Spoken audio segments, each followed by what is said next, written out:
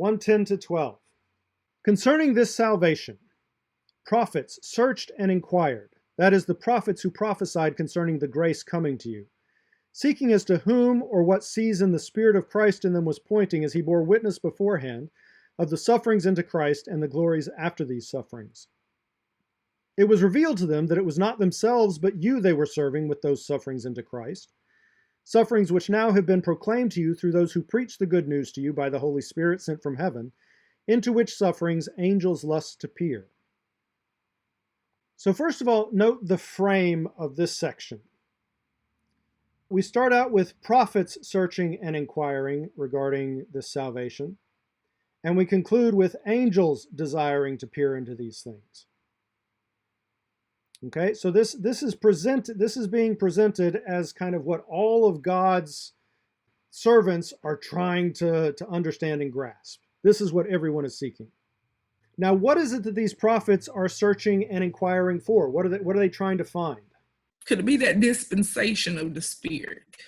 Maybe like how it's different from what it was that the prophets were prophesying, because, you know, the new thing is going to do a new thing in the people. And okay, but here he's talking about what the prophets were actually looking for. They were searching for this salvation.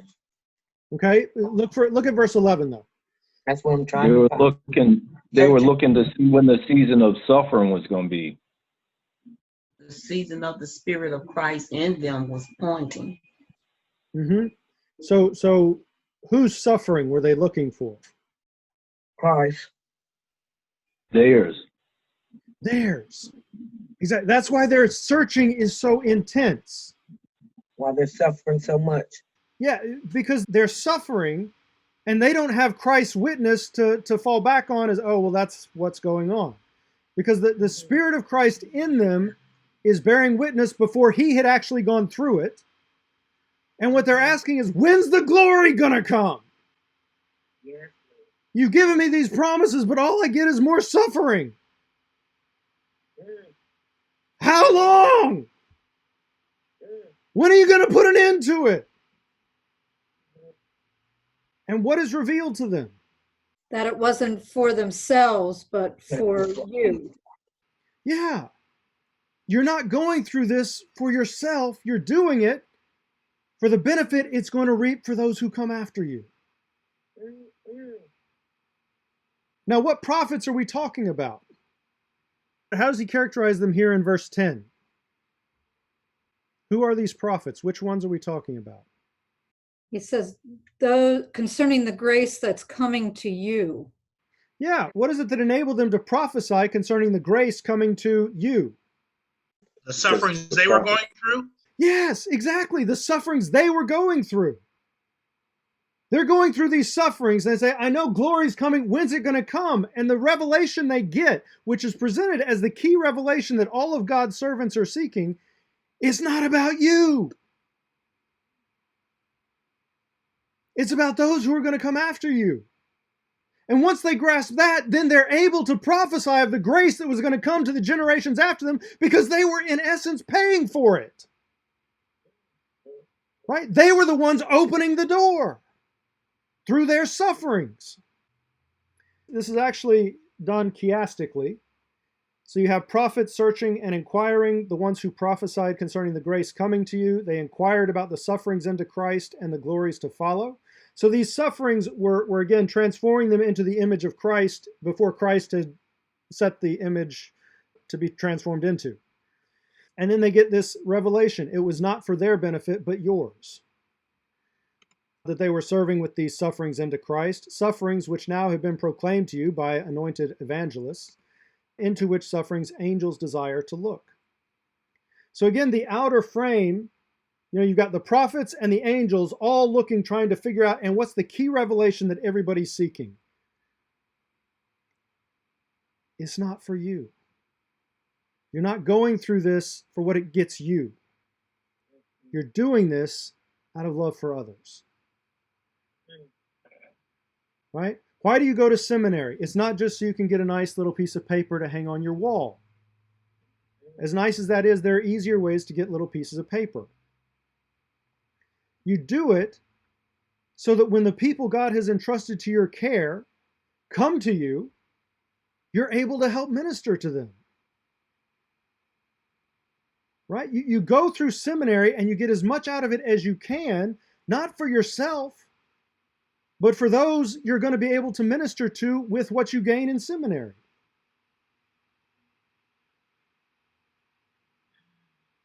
Right? And it's taking that mindset that enables you to persevere through those difficult times.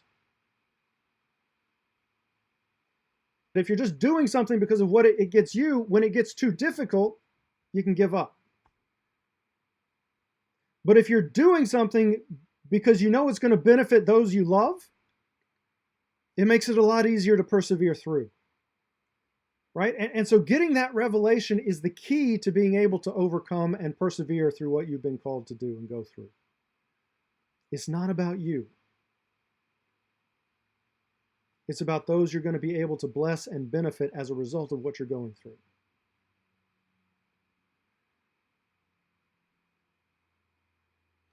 Right? And again, it's not just that, well, if you go to seminary, you learn the knowledge, then that knowledge. Just being faithful, and again, you're going to endure sufferings as you try to be faithful. And again, we'll talk about that as we go. It opens up spiritual doors, and it allows grace to be given to people. I mean, the sufferings that these prophets were going through didn't directly, enable them to bless the people to whom Peter's writing. But it opened doors, spiritual doors that enabled grace to flow through to the next generation and the generation after that.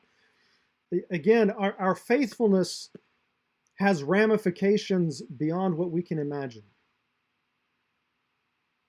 because we are all tied together.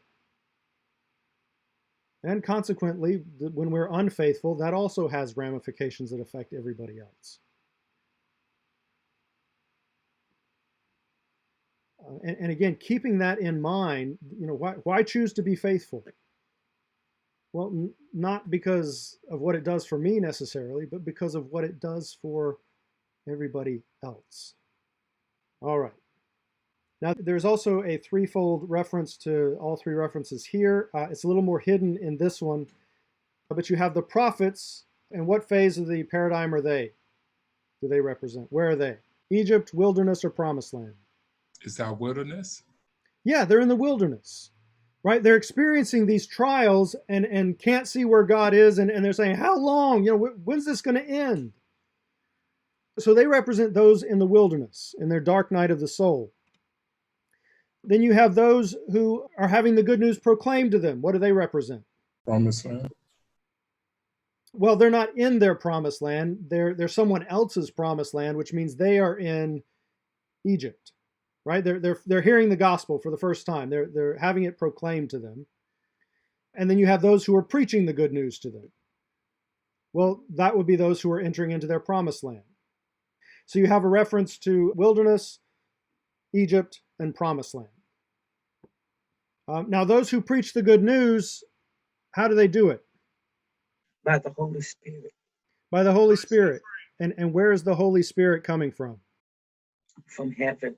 From heaven. And what was stored in heaven? The hope. And what was the hope? The hope of reaching other people.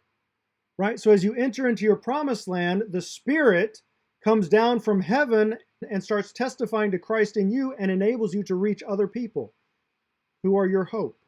And that's why the hope is stored in heaven, because that's where the Spirit is, waiting to come down and anoint you with glory and authority. Can you repeat that one more time? So he says earlier that their hope is stored in heaven, and the hope, our hope is ultimately to be able to reach other people. Right? Well, what enables us to reach other people? It's the Holy Spirit, who is in heaven, awaiting God's command to go when finally everybody's in their place, and so the Holy Spirit can come down and anoint God's people with glory and authority. And so these evangelists who are in their promised land are preaching the good news to those who are in Egypt by the Holy Spirit sent from heaven.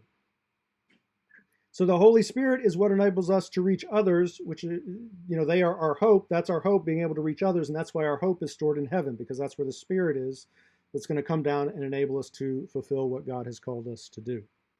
Any other questions about 1:10 to 12? This is all one long sentence, by the way. 1, 3 to 12. Lots of relative pronouns. Okay? All right. So 1, 3 to 12. 1, 3 to 5 provides hope by pointing to those who've already experienced this salvation, those who've been born again into a living hope. 1, 6 to 9 focuses readers on the outcome of their current trial, the salvation of souls. And 1, 10 to 12 identifies the purpose of this salvation as enabling them to lead others to God. So each of the three goes through all three phases, and it also is characteristic of one particular phase. So it's kind of like wheels within wheels within wheels. And that's because this opening blessing is about the foreknowledge of the Father. And so it's showing the foreknowledge inside the foreknowledge inside the foreknowledge, and just multiplying out. It also emphasizes the Father's role, so it's a blessing to the Father, but it mentions all three members of the Trinity, the Father, Jesus, and the Holy Spirit, because the Father is the one who has the plan that assigns everyone their role.